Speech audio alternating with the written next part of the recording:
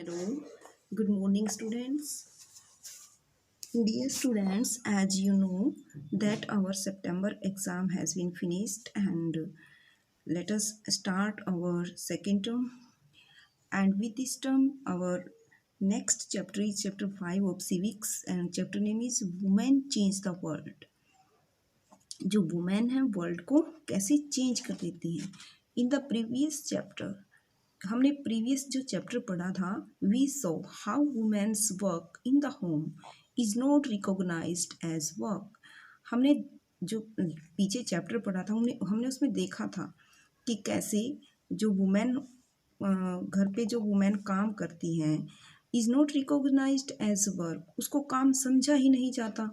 We also read how doing household work and taking care of family members is a full-time job. और हमने ये भी पढ़ा था कि कैसे हाउस होल्ड वर्क, घर का काम करना और जो फैमिली मेम्बर्स होते हैं उनकी केयर करना फुल टाइम, मतलब पूरा दिन full time job. And there are no specific hours, ये पूरा टाइम जॉब होती है. मतलब कि हम घर पे जो छोटे बच्चे होते हैं, बड़े बुजुर्ग होते हैं, उनकी केयर करती रहती हैं औरतें घर में, और घर के हाउस होल्ड काम भी करती रहती है, पूरा दिन चलता रहता है. तो इसके लिए कोई स्पेसिफिक आवर्स नहीं होता कि ये जैसे आउटसाइड जॉब में होता है, टाइमिंग फिक्स होती है कि सुबह 8 से लेके 2 बजे तक का काम, इस तरह से. लेकिन यहाँ पे कोई स्पेसिफिक आवर्स नहीं होते टाइम के, बल्कि पूरा दिन वो लगी रहती हैं. एट विच इट बिगिनस और एंड, मतलब कि शुरुआत होती है और कब ख़त्म होता है कोई टाइमिंग नहीं है.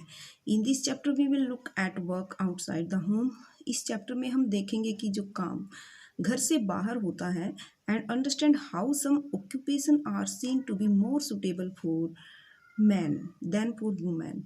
और हम चैप्टर में ये भी देखेंगे कि हम ये समझेंगे कि कैसे कुछ ऑक्यूपेशन, कुछ व्यवसाय देखने में आते हैं कि जो मैन के लिए, आदमी के लिए सुटेबल होते हैं, न कि औरतों के लिए. We will also learn about how women struggle for equality. हम ये भी सीखेंगे इस चैप्टर में कि कैसे वुमेन समानता के लिए स्ट्रगल करती हैं, संघर्ष करती हैं. Getting an education was and still is one way in which new opportunities were created for women. शिक्षा प्राप्त करना, आजकल भी शिक्षा को प्राप्त करना पहले भी ऐसे ही था, एक तरीका था. इन विच न्यू अपॉर्चुनिटीज, जिसमें कि नए अवसर क्रिएट किए जाते थे वुमेन के लिए. This chapter will also briefly trace the different types of effort. इस चैप्टर में हम बड़े ब्रीफली से स्टडी करेंगे कि कैसे अलग अलग तरीके होते हैं made by women's movement to challenge discrimination in more recent years. मतलब कि अब आने वाले मोर रिसेंट ईयर्स, मतलब कि कुछ ही वर्षों के दौरान कैसे ये जो औरतों के साथ भेदभाव हो रहा है, इसके लिए इसको चैलेंज देने के लिए औरतों ने कैसे एक मूवमेंट चलाई है. जैसे कि यहाँ पे हम देखते हैं कि who does what work a farmer. मतलब कि हमें बच्चों को बोला गया है कि पिक्चर लगाइए कि जो फार्मिंग का काम है वो कौन करता है, लेडीज़ करती हैं या जेंट्स करते हैं. नेक्स्ट में बच्चों को बोला गया कि यहाँ पे पिक लगाइए कि फैक्ट्री वर्कर लेडीज़ होती हैं या जेंट्स. और ऐसे ही नर्स, साइंटिस्ट, पायलट और टीचर. फिर इसमें हम see what images your class drew by filling in the table below. Add up the number of male and female images separately for each occupation. फिर इसमें ये देखा जाता है कि जो मेल्स हैं, फीमेल्स हैं, उनके कॉलम बनाए गए हैं अलग से, और टीचर की कैटेगरी में कितने मेल हैं जो काम कर रहे हैं, फीमेल में कितने, फार्मर में, इस तरह से हर एक ऑक्यूपेशन का अलग से अध्ययन किया गया है कि मेल्स जो हैं किस काम को ज़्यादा करते हैं और फीमेल किस काम को.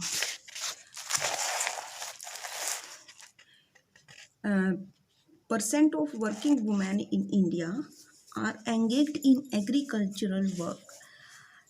83 83.6% ऑफ वर्किंग वुमेन। जो इंडिया में 83.6% वुमेन ऐसी हैं जो खेती बाड़ी का काम करती हैं।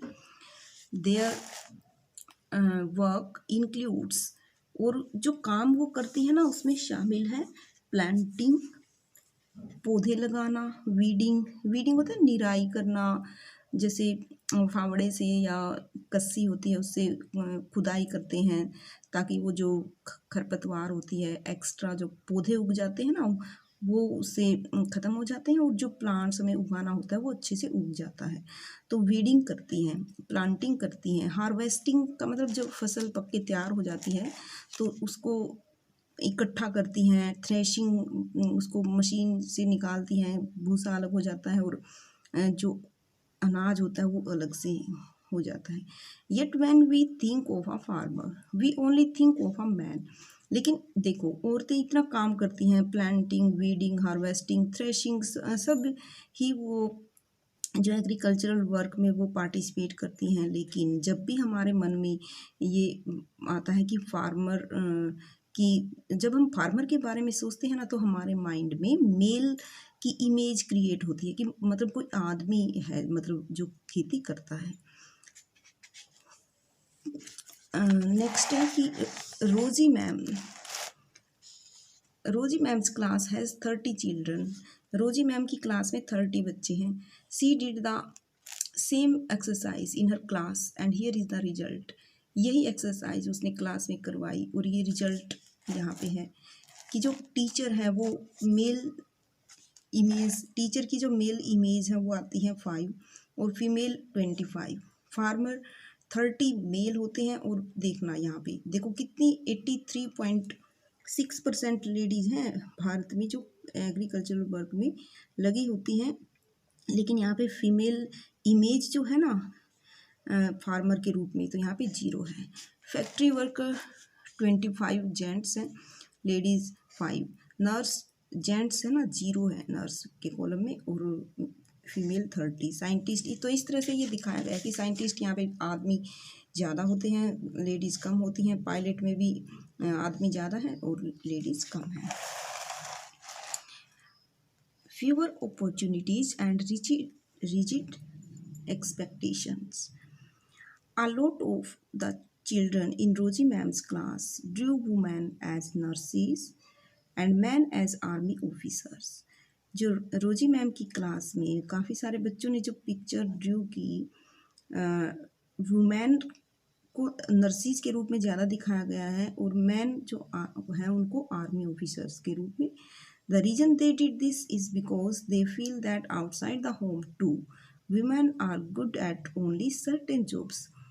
ये इसका रीज़न ये है कि ऐसा इसलिए है क्योंकि वो सोचते हैं कि जो मतलब कि जो मेल होते हैं ना वो ये सोचते हैं कि घर से बाहर भी जो वुमेन है ना वो कुछ ही जॉब हैं, निश्चित रूप से कुछ ही जॉब हैं जिनमें वो अच्छा काम करती हैं।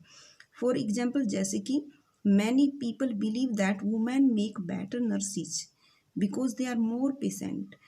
जैसे कि कुछ लोग सोचते हैं, ज़्यादातर लोग सोचते हैं कि जो वुमेन होती हैं वो नर्सिस का ज़्यादा अच्छे से काम कर सकती हैं क्योंकि वो है ना ज़्यादा पेशेंट का मतलब है धीरज वाली ज़्यादा होती हैं, वो उनमें बहुत ही सहन शक्ति होती है एंड जेंटल और विनम्र भी होती हैं औरतें। तो इसलिए समझा जाता है कि वो नर्सिस के रूप में सही काम करेंगी। This is linked to women's role within the family. और ये जो रोल दिया गया ना नर्सिस का वुमेन के लिए, ये वुमेन का जो परिवार के अंदर रोल होता है ना उससे लिंक किया गया है कि परिवार में उनके पूरे आचरण को देख करके और फिर देखा गया कि भाई नर्सिस के लिए वुमेन ही सही रहेंगी। सिमिलरली इसी तरह से it is believed that science requires a technical mind and girls and women are not capable of dealing with technical things. और यह भी विश्वास किया जाता है कि जो साइंस है वो एक साइंस के लिए एक टेक्निकल माइंड की ज़रूरत होती है और गर्ल्स और वुमेन होती है ना वो इसके लिए कैपेबल नहीं है, योग्य नहीं है, ऐसा समझा जाता है। Of dealing with technical things. भाई टेक्निकल थिंग्स के लिए जो वुमेन और गर्ल्स होती हैं वो इसके लिए प्रॉपर नहीं है, ऐसा समझा जाता है। तो स्टूडेंट्स हम इस चैप्टर को आज से यहीं तक रीड करते हैं। Today's date is 22/20। Okay students, यहाँ तक आप इसको रीड कीजिए। Thanks for watching the video.